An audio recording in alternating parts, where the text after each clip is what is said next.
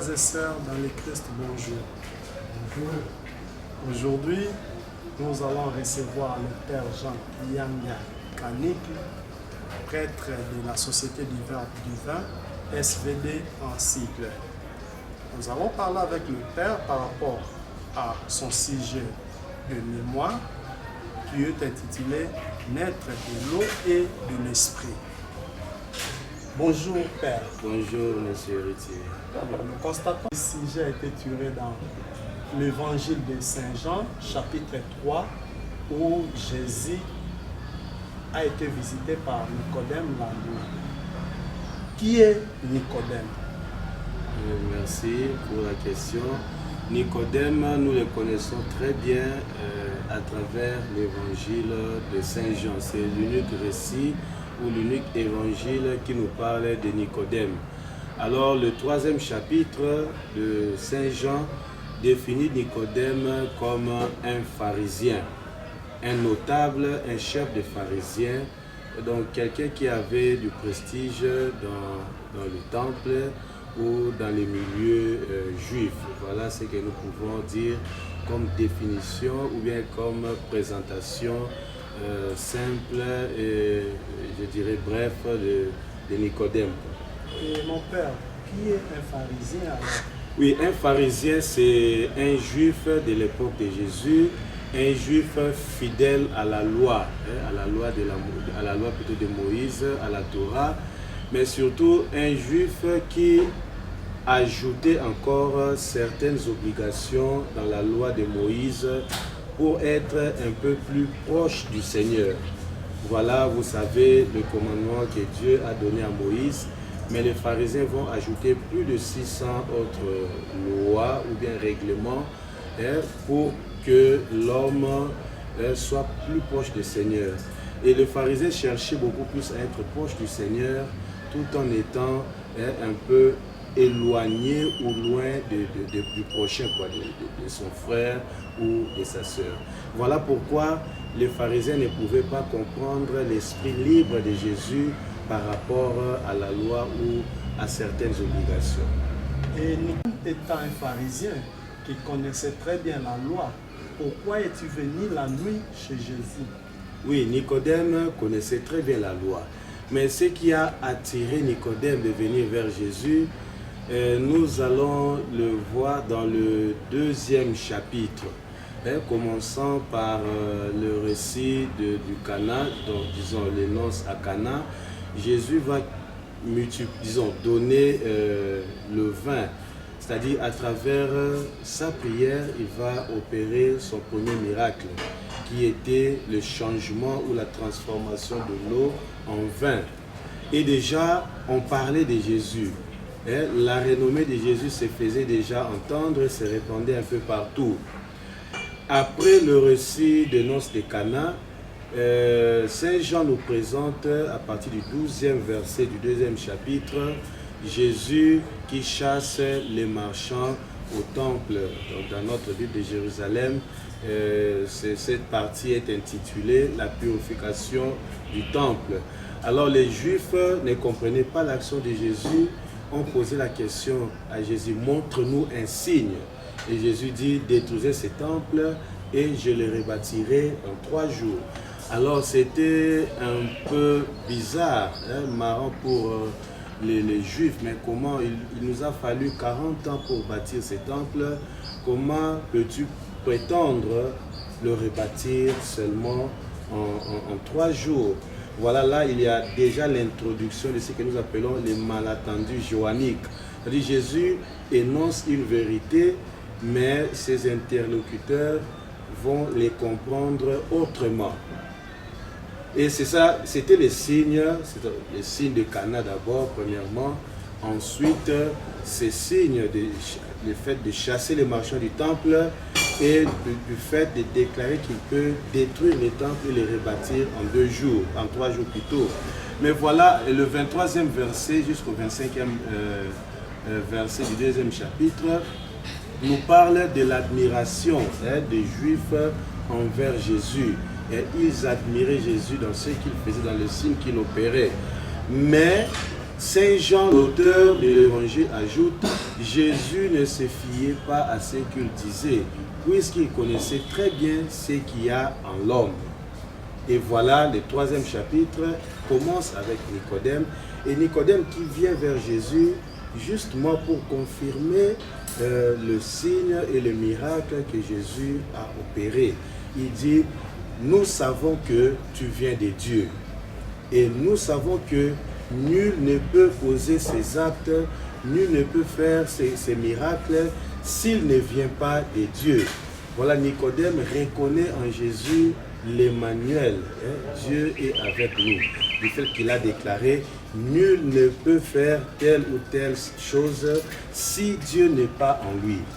Et Nicodème reconnaît en même temps l'annonciation de l'ange Gabriel à Marie. Je vous salue Marie, je te salue Marie, le Seigneur est avec toi.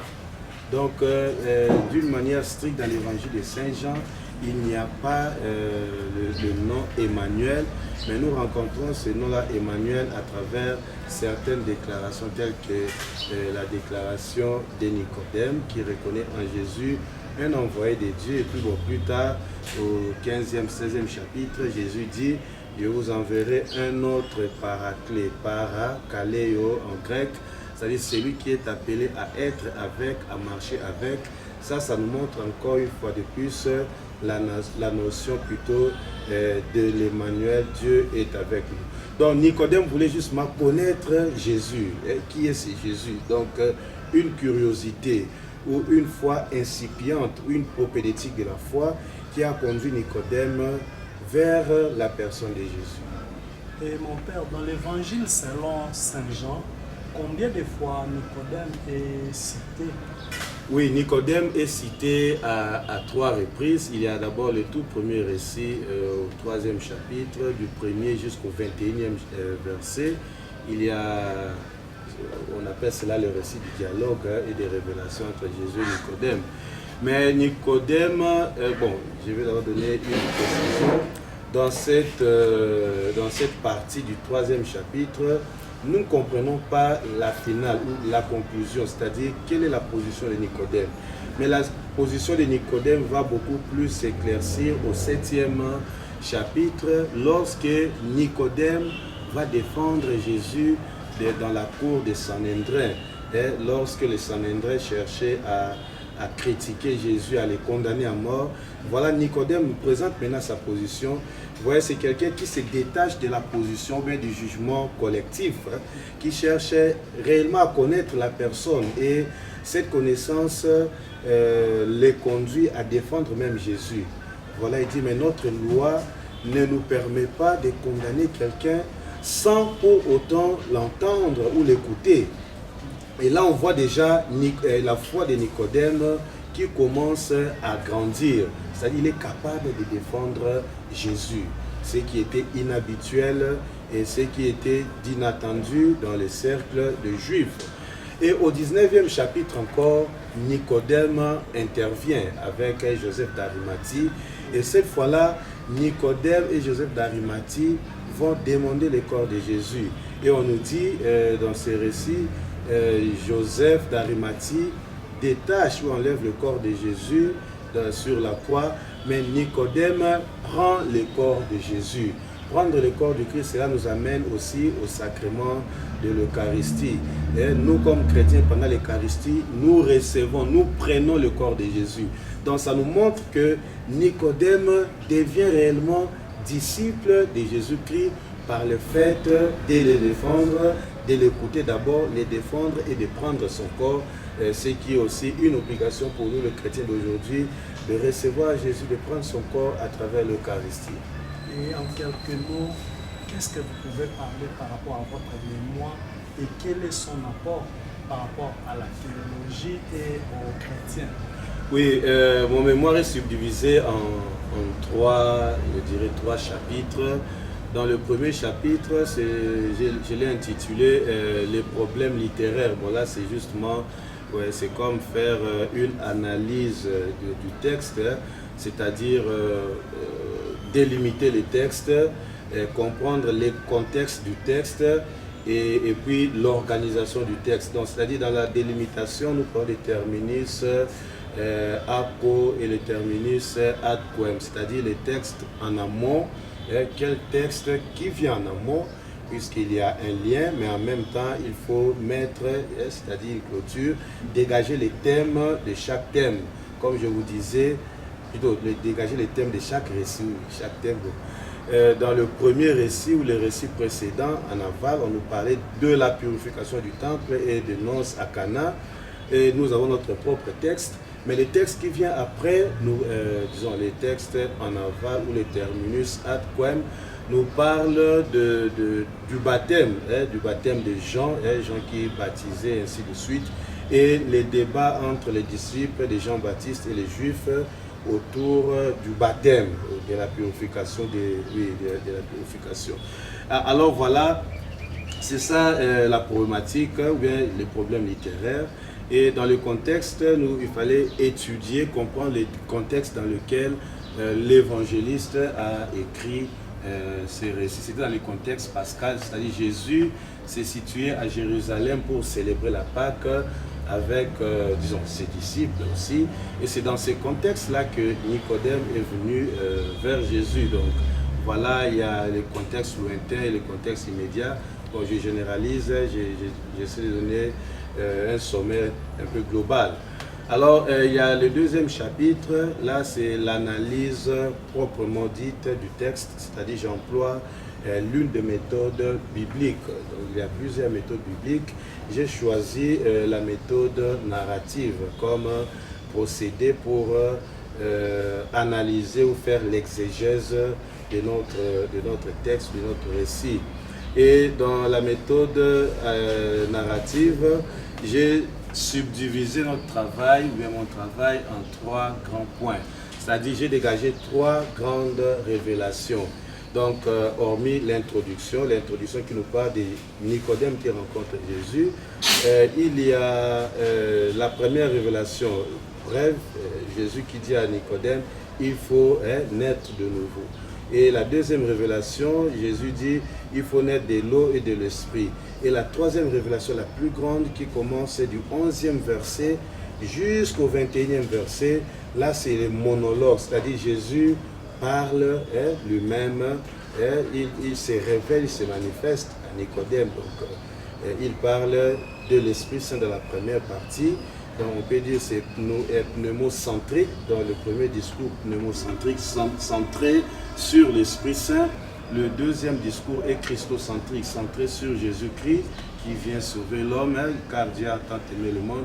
Et le troisième discours, c'est un discours, je dirais, théocentrique, qui insère Dieu dans la création et qui insère Dieu comme sauveur, sauveur de l'homme à travers son Fils. Et dans le troisième chapitre, j'ai dégagé quelques thèmes théologiques, entre autres la Trinité, la vie nouvelle et finalement le baptême. Voilà les différents thèmes théologiques que j'ai dégagés dans ce travail. L'apport, vous avez parlé de l'apport. Ce travail peut nous aider dans le cadre du dialogue interreligieux. Donc vous voyez dans la personne de Nicodème, nous voyons le judaïsme, puisqu'il représentait le judaïsme comme notable du judaïsme. Et Jésus représente en quelque sorte le christianisme. C'est-à-dire on voit les dialogues entre les deux religions, on voit le rapprochement, c'est-à-dire Nicodème qui vient vers Jésus, c'est-à-dire fait un rapprochement entre judaïsme et christianisme. On voit en même temps la distanciation entre les deux religions dans la façon de penser. Voilà Jésus qui dit une vérité, mais Nicodème le comprend autrement. C'est-à-dire le christianisme et le judaïsme, je dirais, qui transcende un peu, qui monte un peu, qui entre dans la révélation de Jésus, si je peux dire ainsi. Et le travail aussi peut, disons, c'était un peu aussi nous aider à briser les barrières qui existent entre nous. Vous voyez Nicodème qui prend le courage, qui prend même les risques d'aller vers Jésus, même si c'était la nuit, mais nous louons et nous apprécions à sa juste valeur, ce courage, cette audacité à aller vers Jésus.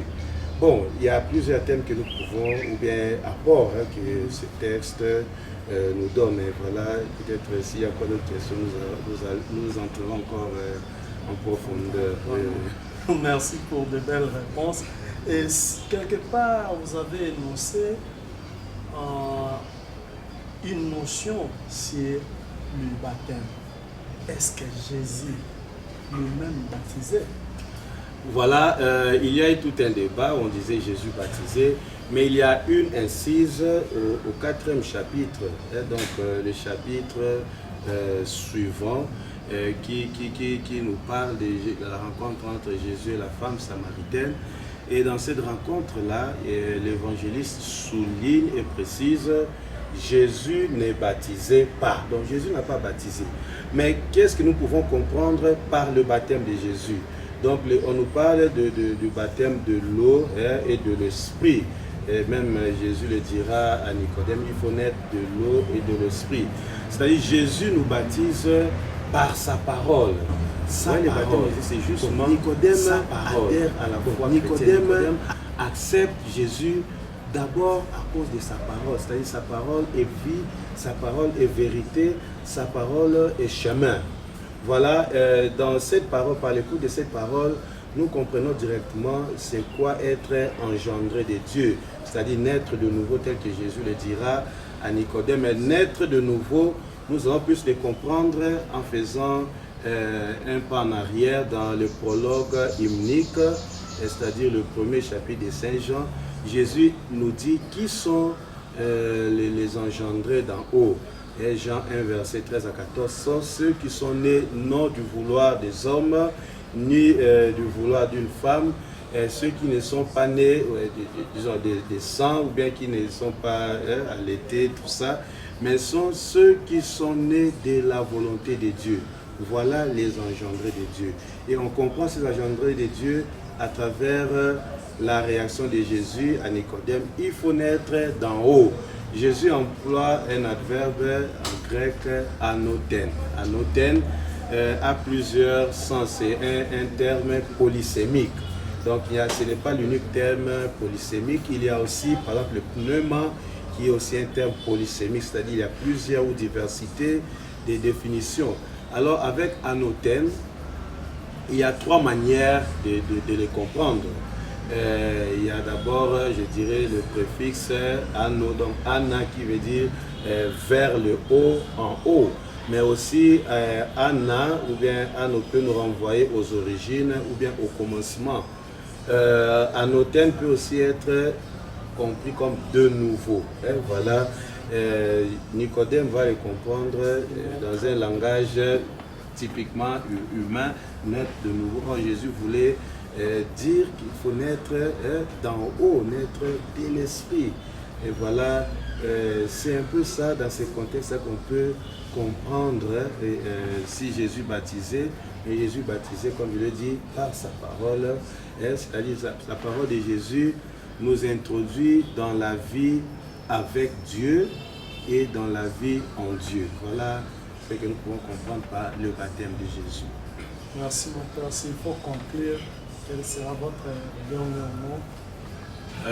Oui, disons, l'évangile de Saint Jean est une richesse à découvrir. Il y a Origène qui le disait, on ne peut pas comprendre, disons, la Bible sans comprendre l'évangile de Jean. Puisque celui qui va comprendre l'évangile de Jean doit être un disciple, capable de mettre sa tête sur la poitrine de Jésus comme vrai disciple. Et il y a vraiment, je dirais, une richesse puisque cet évangile a comme finalité, c'est-à-dire nous donner la vie éternelle, la vie éternelle, la foi. C'est-à-dire à la conclusion de l'évangile au 21e chapitre, Jean le dit, il écrit, afin que vous croyiez et en croyant vous ayez la vie éternelle. Donc la vie éternelle ne commence pas après la mort ou bien après notre vie ici sur terre, mais la vie éternelle commence dès ici-bas, au moment où nous adhérons, nous acceptons Jésus-Christ dans notre foi. Voilà ce que nous pouvons retenir, mais surtout nous laisser guider par l'Esprit, comme Jésus le dit, le vent souffle où il veut, On entend sa voix, mais on ne sait pas d'où il vient ou d'où il part. C'est la même compréhension de ce que Jésus dira aussi à Pierre. Lorsque tu étais jeune, tu te conduisais toi-même, tu faisais ce que tu voulais. Mais maintenant que tu es vieux, c'est quelqu'un d'autre qui viendra te cindrer la ceinture et puis t'amener là où tu ne voudras pas. Voilà. Il y a beaucoup de choses à dire, pas mal de choses, mais voilà ce que je pouvais dire, quoi, en résumé. Vraiment, nous disons un grand merci à Père Jean Yangia Kaniki, missionnaire du Verbe du vin. Merci, Papa. Merci beaucoup, monsieur.